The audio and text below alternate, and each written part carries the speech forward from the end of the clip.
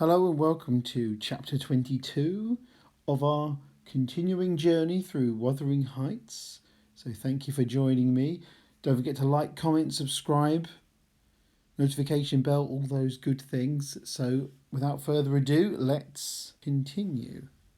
So here we are in chapter 22 and we've found out about, remember for the last chapter, we've had young Cathy and Linton and their little secret back and forth love letters being delivered by milk delivery boy.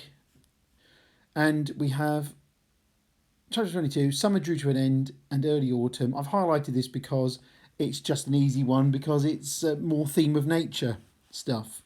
So, and Nelly is kind of measuring time, or Bronte has Nelly measuring time through references to the land and reference to harvest as well. So you've got an agricultural theme there, but you've also got a connection to nature there as well. Obviously, that's a really important theme, as we've established plenty of times. And then we have old Linton. He's a bit of a weakling, isn't he, old Edgar Linton? Because when they're out just walking amongst the reapers who are doing the harvesting, they're too rich and too posh to help out. They just walk along and just see what they're doing.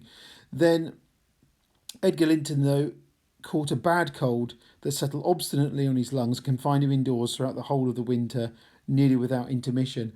Actually, quite a similar constitution to Lockwood as well, who obviously Nelly is telling this to. But Edgar Linton, again, frail, like Linton Heathcliff. So you can probably guess what's going to happen to Edgar Linton, can't you? If you don't know already, you can tell where that's going. Then there's more nature references as well. On an afternoon in October or the beginning of November, a fresh watery afternoon when the turf and paths were rustling with moist, withered leaves and the cold blue sky was half hidden by clouds, dark grey streamers rapidly mounting from the west and boding abundant rain. So this sounds like Nelly's weather report here, but it's actually a very detailed account there by Bronte of the weather as well. We've got a nice bit of transferred epithet there, fresh watery afternoon, because normally he wouldn't describe an afternoon in that way. You might debate whether you want to use transferred epithet, but I thought that would fit quite nicely there. Then we've got all the nature references as well, all these pre-modifiers and everything here, very nice. Then go to the next page. So you have young Cathy she's obviously confined to Thrushcross Park, and she tends to go exploring around there because her father has forbidden her from going up to Wuthering Heights because of Heathcliff and all those things going on from last time. On one side of the road rose a high rough bank where hazels and stunted oaks with their roots half exposed held uncertain tenure.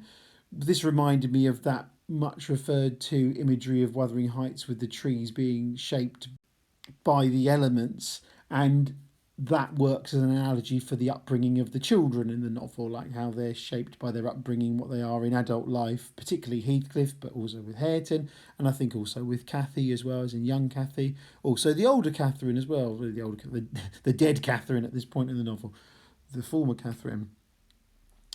And there's a reference here to Nelly as well. From dinner to tea, she would lie in a breeze-rocked cradle doing nothing except singing old songs, my nursery lore, to herself. I think I just highlighted that just because I thought it was quite nice, really. Just the idea of Nelly has effectively been a mother figure, and the idea of young Cathy is singing the songs, that the nursery lore, the rhymes and things that she's learnt from Nelly. And I think that gives a nice sense of time. It's a good one for theme of family as well. I just thought it was quite a nice little one there. I thought that was quite good. Then we have more foreshadowing here. Oh, it will be something worse. She said this is about Edgar Linton's illness. So again, as I said earlier on, you can guess where Edgar Linton's illness is going. I think it doesn't take a great deal of imagination to work out where his particular storyline's going to go. And also, if you're paying attention, of course, at the start of the novel, where is he?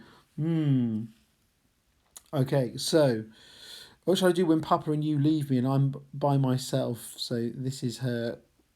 So it's really, she's a young girl who's suddenly become aware of mortality in a way that she hasn't really been aware of before. I fret about nothing on earth except Papa's illness, answered my companion. I care for nothing in comparison with Papa. So it seems here that Bronte is quite keen to establish, despite her kind of impetuous nature, really, Cathy is a loyal daughter to her father as well. And there's some more nature references here too, as well. Then the main thing that happens in this chapter is there's another encounter between Heathcliff and young Cathy, and what happens is that Catherine's going for a walk, and because she's a kind of free spirit, she goes up on a wall and she ends up on the other side of a wall that Nelly can't get to. And sure enough, along that road, who should turn up but Heathcliff? There he is. So that's what happens. 2 or 3 months since, were you not in the habit of writing to Linton, making love in play, eh? In Bronte's time, making love didn't necessarily have the same stronger euphemistic meaning that it would have now, but it really means like the love letters that they were sending to each other. So that's from Heathcliff saying that. You're especially the elder and less sensitive, as it turns out. I've got your letters. I think I might do the Tom Hardy voice again. I've got your letters, and if you give me any pertness, I'll send them to your father.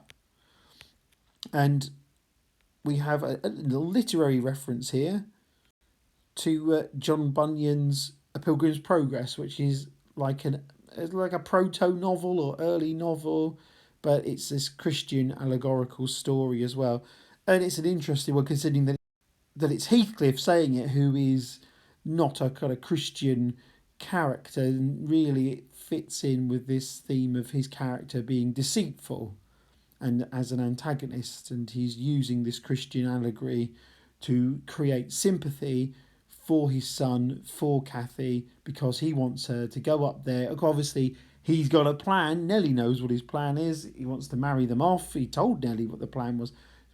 Heathcliff wants to marry them off, and then he can access Edgar Linton's property. And we've got this. Bronte has constructed this situation where Edgar Linton is ill. We can see where that storyline's going. Heathcliff manages to appear just at the right time. He's probably been lurking, hasn't he? He's a bit of a lurker, old Heathcliff. I think he would have been.